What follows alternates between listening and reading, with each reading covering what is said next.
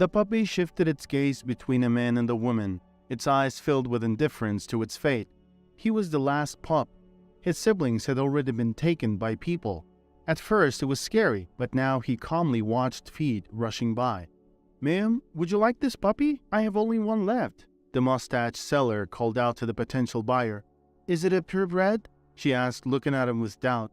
"No, it's a mix, but he won't get sick easily. He's like a bloodhound, but as smart as a German shepherd." The seller promoted his product. "There are tons of these roaming the streets. You can take them for free," the woman replied, her eyes still fixed on the puppy. "I beg to differ, this one is special. His mom is a race winner, and the dad is one of those you mentioned. I can show you the papers," the man said, smirking as he presented the documents. Indeed," the woman acknowledged. Mrs. Chelsea Leonard didn't have much money, not enough to buy the German shepherd she had always dreamed of. Even this mixed breed would cost her a significant amount. She wanted to leave, but couldn't stop staring at the adorable face of the lonely puppy who reminded her of herself. "Don't worry, he'll be great company and even better guard dog than a purebred. Here, I'll give you this training manual for free." Mrs. Leonard thought for a moment and decided that money couldn't buy happiness. The mustache seller would surely find a way to get rid of the puppy if no one bought it. That way, the poor pup would end up scavenging from trash cans, struggling to survive. "All right, I guess I'll take him," the woman smiled. The puppy sensed something was about to happen, and fear filled his eyes. He had lost his mom when he and his siblings were taken away. Then his brothers and sisters were gone too. Now the scariest part awaited, being taken away himself. Overwhelmed, he couldn't help but pee on the seller, who laughed as he handed the animal to the woman. Instead of rough hands, the puppy found himself in the soft, warm embrace of the woman. Snuggled against her chest, he relaxed and felt content. When Mrs. Leonard opened the door to her apartment, the puppy was already dozing, and so began their years-long friendship. Mrs. Leonard opened the door, and Milo, a medium-sized dog with intelligent eyes, bounded outside. He wagged his tail happily in farewell. She closed the door and glanced at her mobile phone screen. Milo would be back in an hour as part of his training to become more independent. Over the past several months, Milo had learned to go for walks on his own. This change came about when Chelsea's health declined to the point that she couldn't take Milo for walks every day. Everyone in the neighborhood knew Milo, so there were no conflicts. Children loved playing with him, and he even let the smallest ones ride on his back. This made Milo a beloved companion not only to Chelsea, but to most of other residents in the building as well. Chelsea turned around and slowly walked back to her room. At over 65 years old, each year brought an unpleasant diagnosis or a complication from an existing condition. Her heart was the primary concern, making itself known during bad weather, when Milo pulled her around the park, or when her stepson Colby caused trouble. The latter was especially difficult for her. Colby despised his stepmother ever since his father passed away. He acted as if she had killed his father, but Chelsea had loved her husband deeply. She always cared for Colby, trying her best to fill the void left by his late mother. Chelsea didn't know why Colby hated her so much. Perhaps it was jealousy, but they couldn't be a family as Chelsea's affection was always met with negativity. After his father's passing, Colby's anger intensified when he drank, becoming furious that Chelsea lived in what he considered his father's apartment. He would demand she leave, but the apartment had been purchased jointly with Chelsea's husband, making it legally hers. Regardless, she would never kick her stepson out. Chelsea suspected that Colby's hatred and anger had altered him internally, preventing him from becoming a well-adjusted man. Colby was lonely, rude, and surrounded by fellow drinkers. Rarely sober, he struggled to find steady work and relied on odd jobs to make ends meet. He didn't try to change, only harboring hatred for everything and everyone. He blamed everyone but himself and his drinking. His drunken tirades often targeted Chelsea, accusing her of driving his father to an early grave when he drank alone at home. Loneliness only intensified his harsh words. Despite his rude behavior, Chelsea endured Colby's antics and tried to calm him, which only made things worse. Often, these fights led to emergency services being called for the elderly woman, as her heart couldn't handle the stress. When Colby was caught for robbery and sent to jail, Chelsea enjoyed a brief respite. He was given a 5-year sentence but was released after 1 year for good behavior. Upon his return, the fights resumed, and Chelsea's health quickly deteriorated. She knew she couldn't continue living like this and needed to take action. All Chelsea wanted was a peaceful life, but Colby was determined to make her miserable, intent on claiming the apartment for himself. From the beginning, Milo had never liked Colby. When Colby was drunk, he would throw empty bottles at Milo, causing the dog to hide in Chelsea's bedroom. Despite the abuse she endured herself, Chelsea fiercely protected Milo as if he were a baby. Gradually, Milo grew into a large dog and began to bark back. A year later, he even bit Colby once, which made Colby hysterical. After that incident, Colby stopped picking on the dog, and their relationship devolved into a cold war. Milo would growl, and Colby would threaten to poison him, but fortunately, things never escalated beyond threats. Chelsea and Milo's friendship resembled that of a little girl and her dog. Unable to have children of her own due to medical reasons, Chelsea poured all her love into her pet, and Milo reciprocated. Milo brought her new life. The training manual proved invaluable, and Chelsea diligently trained Milo. He was intelligent, active, and a quick learner, treating the training like a game that made him happy. His ever-wagging tail confirmed his joy. Being retired allowed Chelsea plenty of free time, which she spent outdoors, away from the alcohol-scented apartment. She was glad to be outside, keeping active and giving Milo space to run. In the first month, Milo learned to give his paw and fetch a stick. More complex commands followed, and soon Milo caught the attention of neighborhood children who watched his training. Initially hesitant, they gradually grew braver and approached Chelsea, asking to pet Milo. Chelsea initially worried that Milo might misinterpret the outstretched hands of the children as a threat, but his wagging tail reassured her otherwise. Milo gradually became the favorite dog in the neighborhood, and soon parents joined the children in interacting with him. One day, as Chelsea prepared to go to the store, she noticed Milo sleeping and decided not to wake him. Colby was snoring in his room.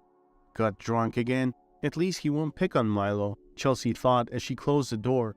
Despite the gloomy autumn weather outside, Chelsea felt content. People with sullen faces walked past her, mirroring the dreary atmosphere. Chelsea wanted to smile at everyone. The pharmacist, seeing her long list of prescriptions, smiled back and asked if everything was okay with her. Meanwhile, Colby woke up, disturbed by the noise. He had a terrible hangover and frantically searched for something to drink, preferably with alcohol. Finding nothing, he opened his eyes, furious at everything around him and the source of the noise that woke him up. The noise was Milo's whining as he tried to get out of the apartment. "Stupid dog," Colby muttered, tolerating the dog's antics for a while before reaching his boiling point. He didn't want to get up, but the noise was too irritating to ignore. Finally, he got out of bed. "I'm gonna get you, you stupid dog," Colby threatened as he walked out. He noticed Chelsea wasn't home and wondered why she had left without her beloved dog. After standing there for a few minutes, an idea crossed his mind. He had long wanted to get rid of the old woman who he felt poisoned his life with her presence. He had considered numerous options, but since she refused to leave the apartment voluntarily, claiming it was legally hers, he resorted to targeting her health. If she ended up in the hospital, that was good. If she died, even better. As far as he knew, Chelsea had no other relatives, which meant he would be the legal heir to the apartment after her death. Colby knew how much Chelsea loved Milo and thought that if he could get rid of the dog, he would break her spirit. Milo had always growled at Colby when he approached his football, but now the dog was focused on getting out to find Chelsea. Colby thought that if he let Milo out now, the dog might get lost. He approached the front door, momentarily forgetting his hostile relationship with Milo. The dog reminded him by turning around and growling. "Calm down now, you doggy. I want to let you out to your mama." Milo looked at Colby suspiciously and stopped growling. Colby noticed that Milo had intelligent eyes as he took a careful step towards the door. Milo watched him intently and didn't turn his back. Colby turned the lock, and a blast of cold wind brought a familiar smell with it.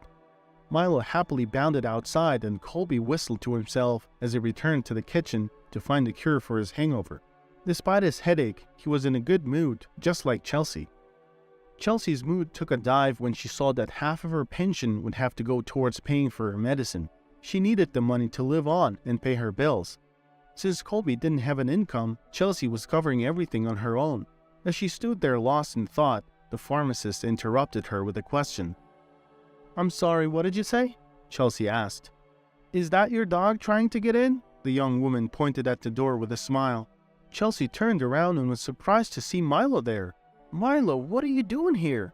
Then she turned back to the pharmacist and said, "Yes, that's my dog Milo, but he was supposed to be asleep at home."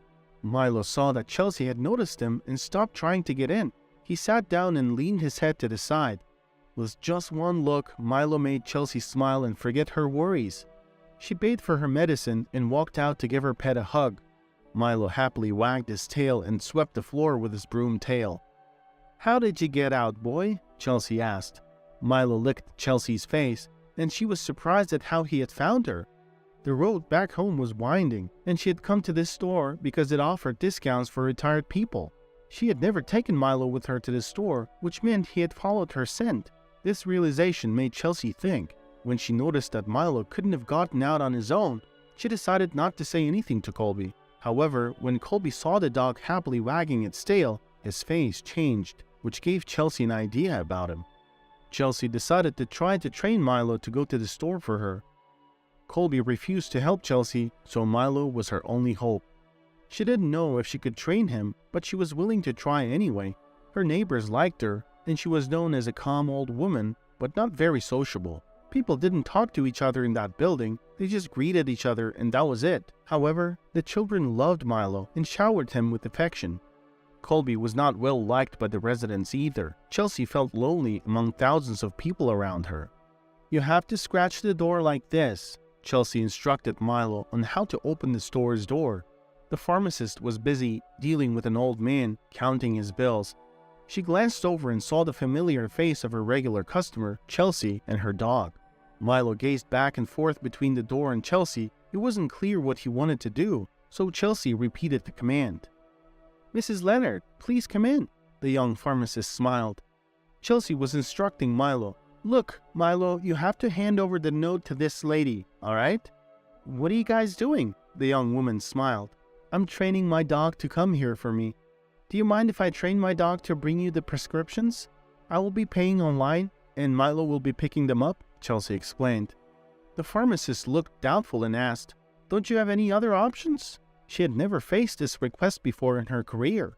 Chelsea painted the picture that she had nobody else to turn to for help, and the young woman hesitantly agreed.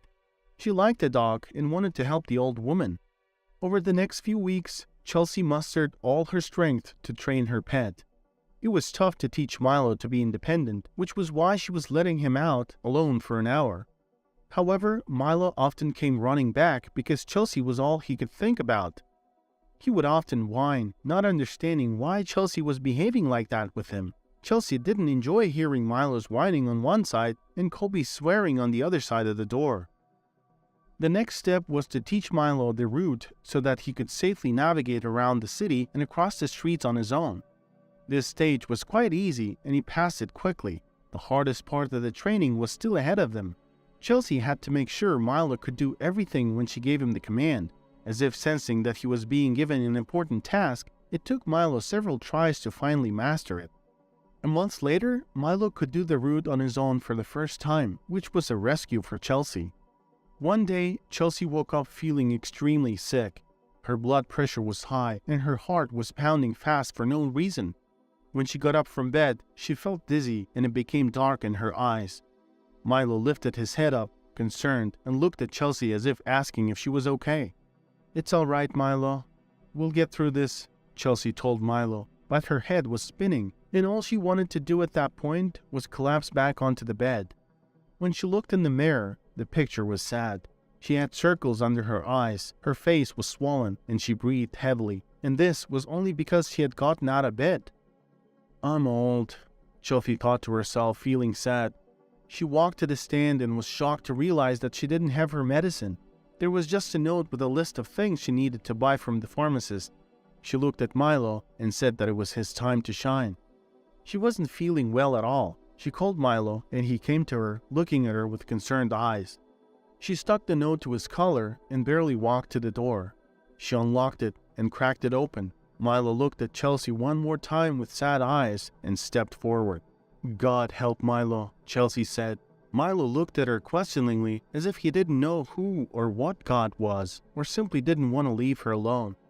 Chelsea looked at Milo as if it were the last time she'd see him, then closed the door. She had to muster all her strength to make it back to her bed. Finally there, she fell unconscious. Milo made his way down the stairs and jumped outside. Children were throwing stones into puddles, and when they noticed Milo, they ran to him. They thought he was let out to play and wanted to include him in their games, but Milo only looked at them and made his way around the noisy crowd. He remembered the command stamped in his mind, and he knew the scent that awaited him at the finish line. Milo walked by people's feet on the sidewalk. Most people already recognized him and weren't afraid of him. He made his way to the first set of traffic lights. There were 3 more ahead, but he made the trip without any problems. He was driven by instinct, and it helped him avoid dangerous obstacles.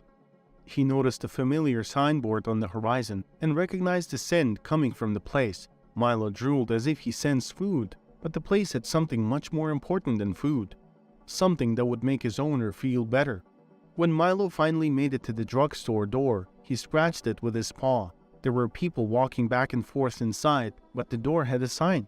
When Milo was here with Chelsea, he didn't see any signs. He tilted his head as if trying to read the sign. Nobody came out to him. He scratched the door once more. The sign said, "Closed." Milo waited for a long time, scratching the door once in a while to attract attention. He would have kept sitting there if not for the scent that caught his attention. It was a scent similar to what he smelled from the drugstore, but weaker. The scent was coming from someone who was standing across the street. The scent of medicine mixed with the scent of hot meat. Milo was unsure of what to do. Should he stay or go after the person who gave off the similar smell? Suddenly, the smell of hot meat increased, and he took off after the man. When he crossed the street, the man was far away. But Milo didn't need the man. He was after the scent of medicine similar to the one that came from the door. Alan Davis was a surgeon in a clinic and had enough work to do.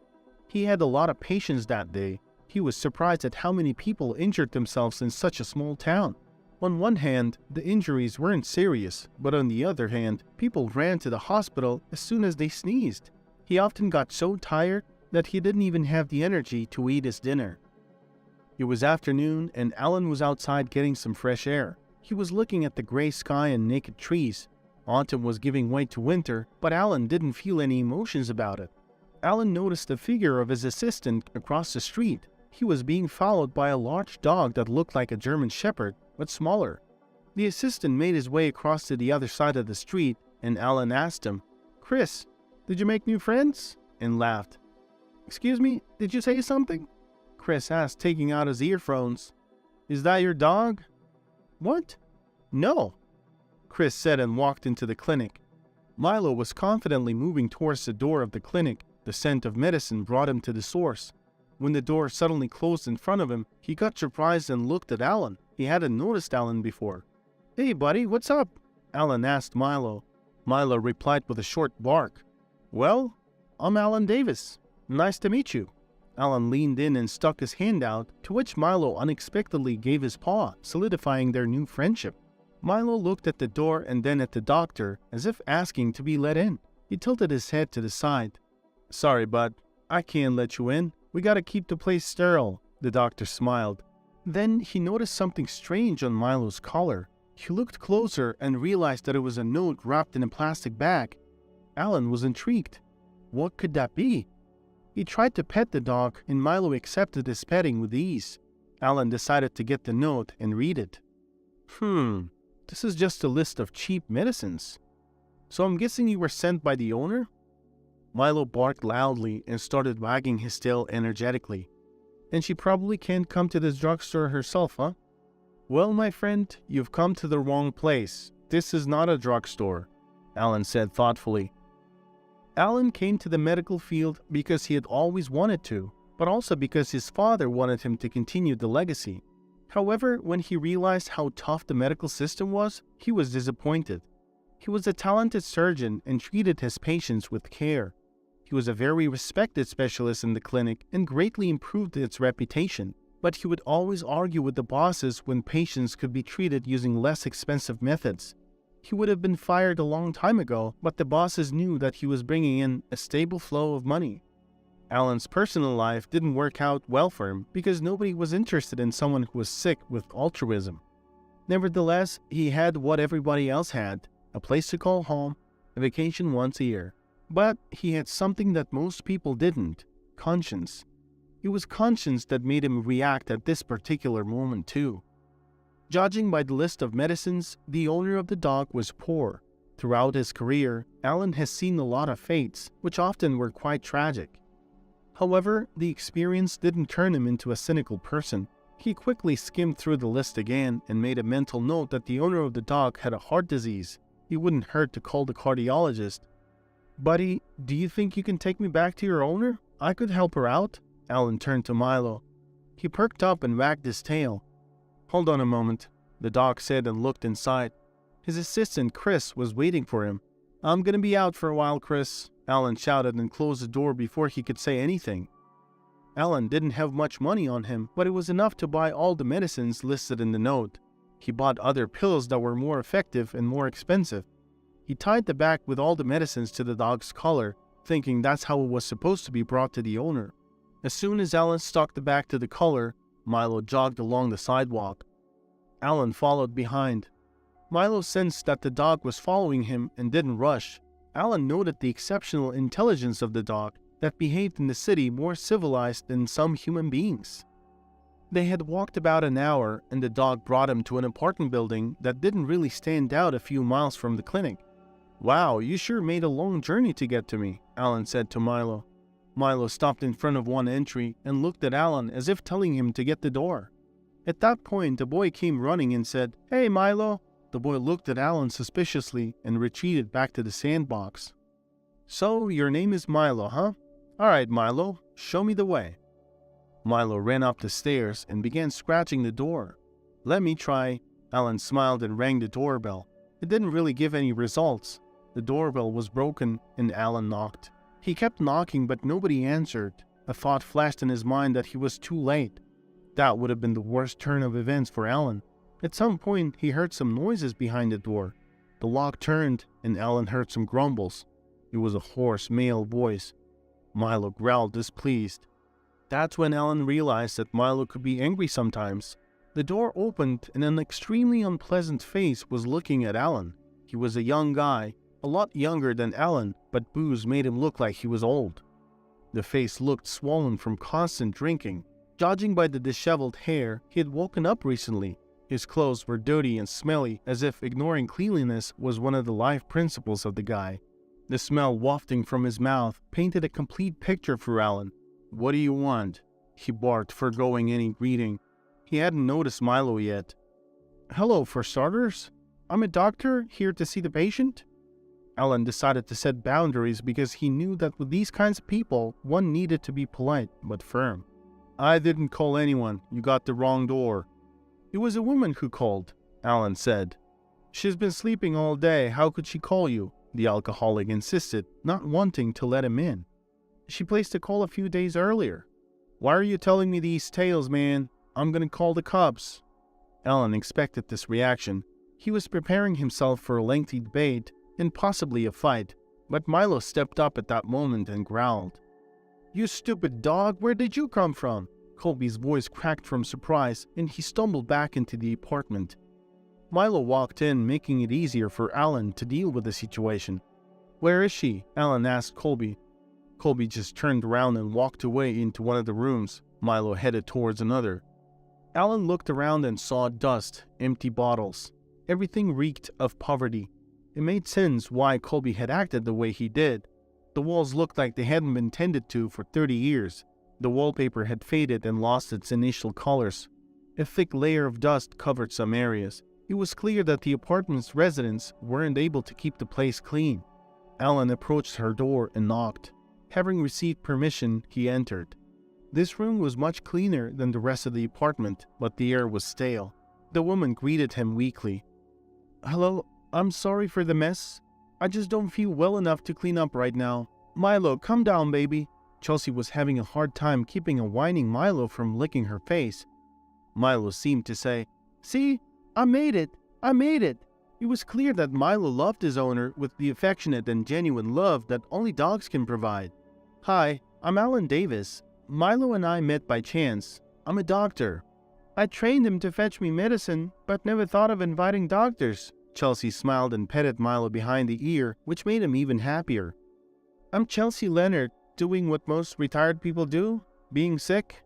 Chelsea looked quite ill, to say the least. Although Alan wasn't a cardiologist, her appearance suggested she needed hospitalization.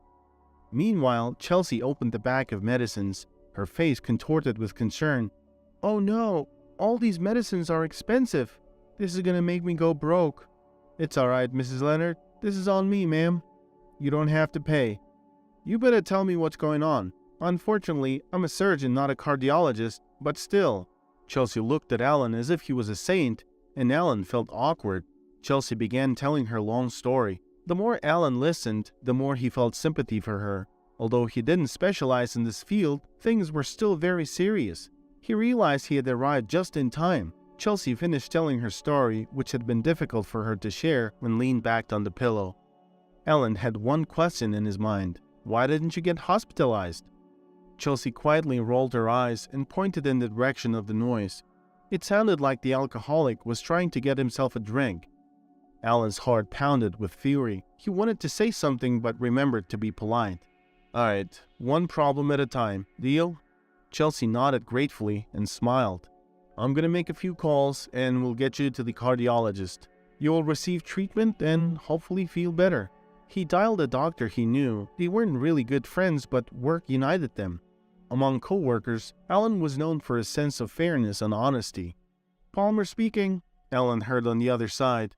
Hey, Kevin, this is Alan. Alan explained Chelsea's situation and asked for help. I know you like to make problems out of thin air, but I've never been part of them before, the colleague smirked. Alan managed to convince Kevin and arranged for Chelsea to be admitted to the hospital. Alan, you owe me, man. Kevin hung up the phone. Alan turned to Chelsea and said, Well, now we have to get you to the clinic. Do you need help to pack things up? What about Milo? Chelsea's face looked concerned. If you're okay with it, I can take him for the time being, the doctor offered. He liked Milo and would be happy to spend some time running with the dog in the park. Mr. Davis, you're like an angel from above who came to my rescue. I don't know how I can repay you, Chelsea exclaimed sincerely. I'm not sure we're angels, even though we do wear white gowns. As for repaying me, I'll accept your getting well. No questions asked. Alan smiled and started dialing a taxi. When the three of them were exiting the apartment, the stepson's face emerged from the room. Where are you all going? He asked, surprised. His face looked happier. He had probably found the magic water. Colby, I'm going to the hospital, Chelsea told him. Alan was surprised at the compliant tone of her voice, considering Colby's behavior. What hospital are you talking about, Mrs. Leonard? We barely have money for food. We're gonna die of hunger after the clinic. Everything's gonna be alright, Chelsea smiled in response. No, it's not. Who the heck is this guy? Is this even a doctor or a scammer playing a doctor? I'm not giving you the apartment. Colby began accusing them of conspiracy. Forget about the apartment. Go hide in your room before I forget I'm a doctor and remember how much I hate alcoholics. The fury that had been building up in Alan upon seeing this despicable man began to spill out. He tried to keep it to himself and not let it out, but Colby's last words made him boil. It seemed that Colby understood the change in the mood of the once polite doctor and thought it was better to follow the doctor's advice. You're gonna die, Mrs. Leonard. That's even better for me. Colby slammed the door and disappeared. The taxi was waiting outside. It was a new car. I'm a hobby driver, and I don't do this full time. I have my own business. I love my car, and unfortunately, I can't let your dog in my car, the driver announced. Well, then take the woman to the clinic, and Milo and I will take a walk. Do you mind, Mrs. Leonard? Alan asked and smiled. I think Milo likes you a lot, and he'd love to have a walk. I'll see you guys in the hospital, she replied weakly. I'll come by later. You can go ahead and get examined. Palmer is a good cardiologist and generally a positive guy. See you soon. Milo followed the departing car with his gaze and looked at Alan as if asking, So what now, human? Let's go for a walk? Alan asked, and they began to walk. Alan's home was quite far, and they made it there in the evening. They were both satisfied with the work they had completed during the day. They quickly had dinner and went to sleep. Milo was unpretentious when it came to food. He ate whatever Alan ate and lay spread out at his feet, knowing that his owner was probably doing well. Alan's actions didn't go unnoticed. He gave his boss a reason to deprive him of his monthly bonus for leaving the workplace in the middle of the day. Then, a long lecture on workplace discipline followed, which Alan listened to with an ironic smile, knowing that his leave at least saved someone's life. Meanwhile, the head doctor's constant drinking caused some incidents. Even his driver's license was suspended for 3 years despite connections in the police and the DMV. Despite losing the bonus and enduring the boring lecture from the hypocrite, Alan's mood didn't change, which made the head doctor mad. When Alan stepped out into the hallway, he caught sight of Kevin Palmer walking at the other end. Kevin saw him too and waved. Then they shook hands. "Good deeds don't go unnoticed," Kevin smiled. "Yeah, just got it confirmed," Alan replied. "It's alright, I meant something else. Come, I'll show you." Kevin led Alan to the department and showed Chelsea's medical card. It showed complications upon complications. The cardiologist explained what caused what and talked about threats and dangers. "Alright, Mr. Panic, make it shorter please," Alan laughed. "In short, you were just in time. A week later, she would be gone," Kevin finished. Alan felt a sense of pride. It felt good to do good. "Alright, how much did everything cost?" Alan asked. He knew that Chelsea had no relatives and friends. She had nobody to turn to for help, and therefore he decided to put her back on her feet. He was determined to cover all the costs. Meanwhile, Milo looked at his owner from the second floor. When their eyes met, Milo's ears perked up, and for Chelsea, it was like a balm to her soul. She hadn't seen Alan ever since she got in the taxi that day. It had been a week since then. Cardiologist Kevin thought that she might be Alan's relative or something. Chelsea had no idea what having relatives meant. Her parents had passed away early. She didn't really feel loved either. The relatives quickly forgot about her existence because they had enough of their own problems. People in the ward talked about the same things over and over, their own illnesses. Milo visited every day and sat outside her window or followed her commands. Chelsea would gesture and the intelligent Milo performed. This was a favorite pastime not only for them, but for other patients as well. At around 5 in the afternoon, Milo would leave, looking around guiltily. It was probably because Alan's shift was nearing its end and it was time to go home. Alan finally visited Chelsea at the end of the week. Her health was gradually improving. Chelsea was going through her old photos and remembering her past life. She didn't have many photographs, but they were so dear to her and replaced books for her. Each one had a history behind it. "Hi, Mrs. Leonard. Do you still remember me?" Alan greeted her. "I don't think I will ever forget my guardian angel. Hi." Chelsea smiled softly, and Alan placed a bag with some sweets on the stand. "How do you feel? Young and beautiful again?" "Everything is great." "Did your stepson visit at least?" "Of course not. He's probably waiting for me to die finally." "Well, not yet." "Show me your photographs." Alan noticed the album. "Oh, this is just a story of my life. I don't have many, but they're all mine." Chelsea blushed. It was something deeply personal for her, and the question caught her off guard. She never discussed the stories, even with her late husband. She was surprised Alan was interested. A particular photo caught Alan's attention, and he frowned. "Stories, huh? Do you mind sharing one with me?" "To be honest, I've never shared my stories before, but I'm going to do it with you. You're such a kind-hearted person. Go ahead and choose the picture." Alan didn't really have a choice. His mind was concentrated on the photo from the moment he saw the album, and he pointed exactly at it. Chelsea turned pale because that was one of the most tragic stories in her life. "Don't worry too much. If you don't want to talk about it, you don't have to." "It's alright. I will tell you the story of this photo," Chelsea replied. Chelsea was a first-year student in medical school. She loved her studies, and the profession was very prestigious. She was a bright student and spent most of her time studying. Her friends always tried to make her go out and meet guys, but Chelsea was adamant, until one day when she met Carl. They met during their internship, and he was a geek like her. The only difference was that he studied therapy. They spent a lot of time together, and gradually the friendship turned into something bigger. That's how they started going out. Discussions of medical cases slowly turned to love poems, stargazing on the dorm roof, and the confession during the prom. After Carl's confession, Chelsea realized that she couldn't live without him. They loved each other, and that seemed to be the most important thing for the sweet couple. Later on, Carl introduced Chelsea to his parents. Carl's mother, Mrs. Tilson, didn't like Chelsea at all. The couple couldn't understand why. Carl's dad was more neutral, but he wasn't the leader in the family. Every time Mrs. Tilson had a chance, she commented that Chelsea was no match for Carl. They constantly had arguments about that. Once, Chelsea felt sick during her class. Judging by the symptoms, it was clear that it was toxicosis. She tested positive for pregnancy. At first, she was frightened. She didn't know what she was going to say to Carl. She was scared of giving birth and couldn't picture herself as a mother, although she had always wanted to understand what a happy family felt like. Carl wasn't afraid of anything at all. When he learned about the pregnancy, his eyes flashed with brightness. He didn't think about what was going to happen tomorrow or what obstacles were ahead of him when he became a father. As a future doctor, he knew all the medical aspects of being pregnant, but it wasn't his concern at all. The same evening, he broke the news to his parents. At first, it caused a commotion, but eventually they accepted his decision. But then, something surprising happened. Mrs. Tilson became so soft and nice to Chelsea, she was almost like a best friend to her. She helped Chelsea in any way she could and was with her all the time. She arranged appointments with the best gynecologist, picked a maternity hospital, and promised to provide her first grandchild with the best of things. Even when it was time to give birth, Mrs. Tilson took Chelsea to the hospital. During the birth, Chelsea lost consciousness.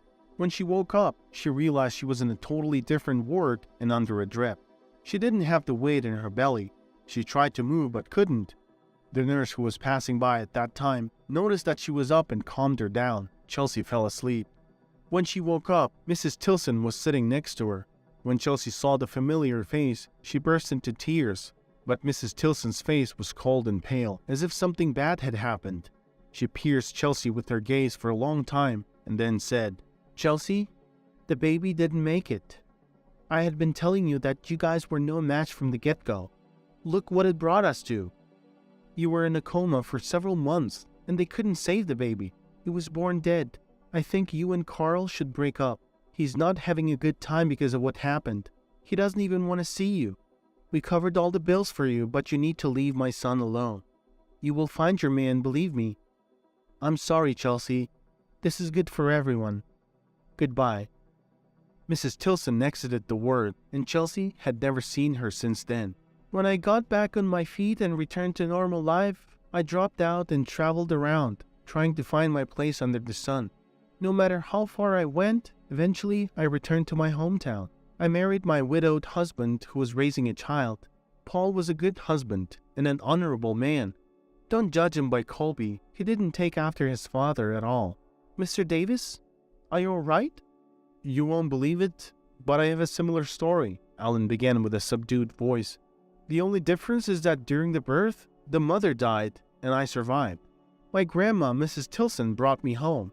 My father was denied access to my mother. Grandma said that she was cremated. Dad raised me alone, which didn't hinder him from becoming an excellent physician. He never remarried. What would you say if I told you we should do a DNA test? What for? Well, compare our stories for any matches? Alan smirked. I'm inclined to think it's just a wild coincidence, but still, I will cover the expenses. I don't mind at all, Chelsea replied calmly. Alan smoothly changed the topic.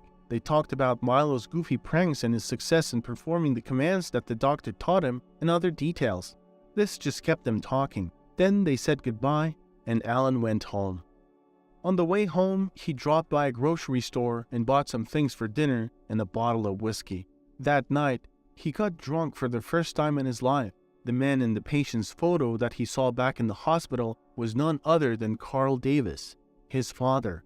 Surprisingly, the first DNA test gave negative results, but it was not a rarity.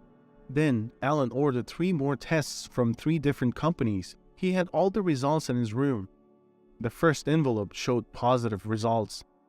It felt like Russian roulette to him. The time he waited lasted forever, and there he was, looking at the last 2 envelopes that 2 people's fates depended on.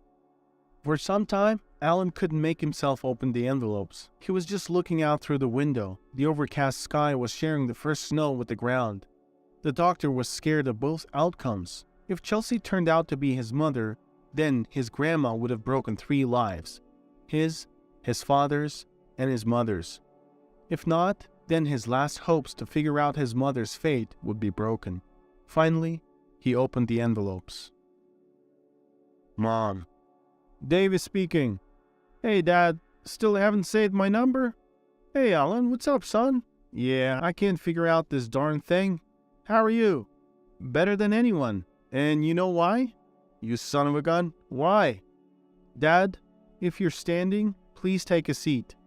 Okay, done. Are you getting married or something? No, Dad. I found Mom. Then there was silence, followed by shock and a hasty narration of how a dog named Milo and its adventure connected the lost souls that were unjustly thrown apart. Despite happening at the dusk of their lives, Chelsea and Carl finally reclaimed what they had lost 40 years ago. The family reunited. The father, mother, and son were happy despite the bitterness of the years they lived apart. Chelsea was getting healthy fast, and only after she was discharged did Alan decide to tell her the truth. And then she met Carl. There were a lot of tears and hugs. It felt as if Carl and Chelsea had never broken up all those years and were just away from each other on a business trip. Since then, the Davis family's favorite pastime was walking in the park, and their route was determined by the dog named Milo. As for Colby, he partially got what he wanted because Chelsea moved to her husband's house, but he wasn't happy in the apartment for too long. He managed to get caught robbing again and went to jail. Thank you for listening to this story. What do you think? Share your thoughts in the comments.